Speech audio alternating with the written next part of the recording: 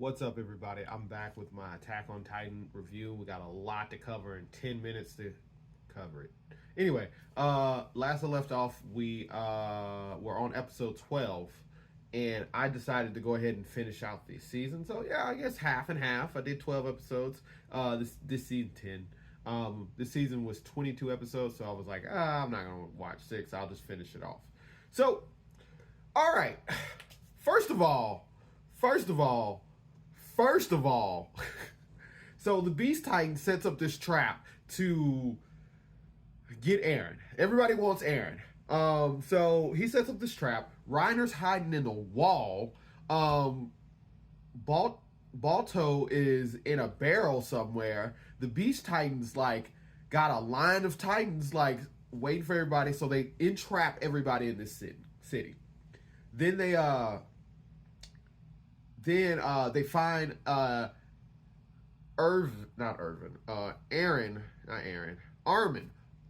Some of the names are really similar. Armin finds Reiner in the wall, and then the battle breaks out. Reiner starts fighting inside the wall. Outside the wall, the Beast Titan starts bombarding them with rocks, and they start fighting. Eventually, the Beast Titan throws his barrel with Barto in it, and they just basically throw a nuke that's a colossal Titan. Apparently he has the power to explode, but I guess with the steam and everything, I don't know. So they were like, we're gonna trap them in there, and they're not gonna escape. They're gonna kill all the horses, and then they won't be able to leave. And then eventually they'll go get Eren, and then that's it. So they're all trying to figure out what to do. Irvin's like, man, this is a good strategy, but we got to have a good strategy. So they go back and forth. Reiner's fighting inside. They beat Reiner with these new weapons called the Thunder Spears, where they basically grenade launchers. They get grenade launchers, and they beat Reiner. Barto, the Colossal Titan, sees this and is like, oh, I got to stop them. Regardless, they do that battle. It was great. This fight was great. Then Irvin was like, we got to stop the Beast Titan because he's just going to kill all the horses. So eventually Irvin's like, there's nothing we can do. So he sends Levi to go sneak around and kill the Beast Titans while everybody in the Survey Corps charges to their death to throw the Beast Titan off. So they do that. And the Beast Titan's just some dude, by the way. Just some dude. Everybody charges to their death.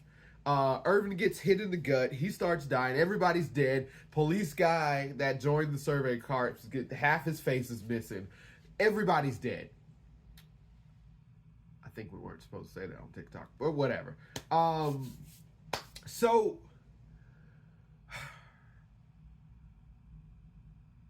Levi makes it to the Beast Titan.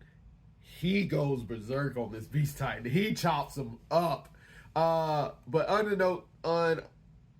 unknowing to Levi, there was another smart Titan, and we don't know who that is. I think it's probably just another guy.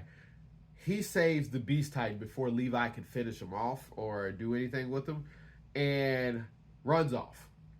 Inside the wall, battling the Colossal Titan is the regular teams battling Reiner, and then Eren and Armin go battle the Colossal Titan. Yo, they beat Reiner, and then Armin comes up with this plan to beat the Colossal Titan, but it has him sacrificing his life, and he doesn't tell Eren, of course. Then Armin dies. Yo, when Armin dies, I was like, that's like my favorite character now.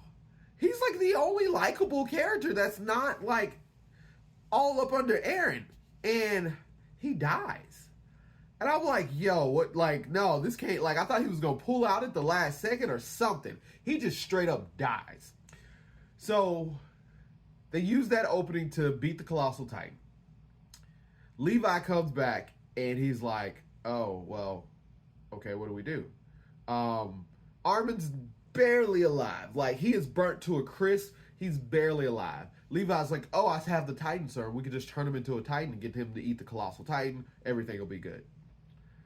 Soon as he's about to inject Armin, a scout shows up. He's like, I found Irvin and he's barely alive. They got a big they had a big fight about this, and they, long story short, because I know we're cutting down on time, they choose Armin. Armin gets brought back as a Titan. They let him eat Bert Balto, and then they were like, what are we gonna do with Reiner? The Beast Titan and the Quadruped Titan or whatever, the other one, comes in, grabs Reiner, and runs out. That was that battle. That was epic. They go to the basement. They find some books. Long story short, they go in the basement. They find some books.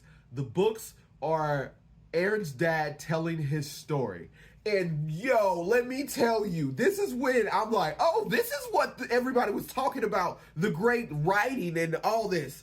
But he goes to tell you the story of how there's another place full of regular people. And so, all right, we're going to try to do this in the little time we got left. So they do this flashback of Aaron's dad explaining everything. So apparently there was a civilization. In this civilization, this woman prayed to God. This God showed up and gave her the power of the Titans. Gave her the power. So it was this one person. She had children, and then, or something like that. There was 9, they got passed down to 9 Titans. So the 9 Titans ruled the world. They took over the world, basically, and ruled the world. And it didn't seem like it was that big of a problem. I think what they found out was they ruled the world, but nicely and fairly, and they were trying to help people and stuff. But people didn't like that because nobody likes anybody who's in power. So the regular people decided to overthrow them. They figured out like how to stop Titans, and these 9 Titans, they figured out how to stop them. So the government took that Titan power for themselves, but 3 Titans, I want to say 2 or 3 Titans escaped. And of course, the most important Titan, I forget what they're called, the most important Titan escapes, and it had the Rice family. The Rice family was part of that. And they went to where we know the main place, where the walls and the kingdom that we are in currently. So everybody who is born of this bloodline is looked at as a demon. So they are treated like, it's crazy. They have powers of Titan, but you're going to treat them like slaves. So Aaron's dad came from this, and it was this whole big backstory of how he had this life, and they tried to start this revolution, all this stuff. It was unsuccessful. They told him to go find the Rice family and save and get the Titan power and basically come back and win this revolution. Aaron's dad was like, okay, because I mean, Aaron's dad saw his family die, his old family die, his friends die, his colleagues die. This guy saved them and gave them the Titan powers, and then sent them off. And he was just like, pretend to be like, well, don't pretend, but like, go be a doctor. And just the lore alone, I was like, yo, this is so stressful. This is so good. But I will say, if it didn't have that political battle at the beginning of season 3, I would have liked this season so much better. But the lore, the fighting with the Colossal Titans, and then all that was great. That was a 10 out of 10. But when you throw the political jarble in there, it was very much, it drops the score. So my overall rating of this season 3,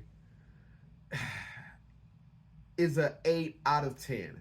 And that's only because the politics was so boring. I didn't care anything about Historia and the Rice family, but I see why they set it up. I see why they did what they did. And I would like, that was some great writing after the political stuff. And I love the battle scenes with them. And I'm just like, where is season 4 about to go? Apparently they got to figure out why these people hate them and go deal with these people, because they're going to keep coming and keep trying to get Aaron. And plus, anybody who has the main Titan's ability can only live for 13 years. And Aaron's been alive for 6. So, yeah, there we go.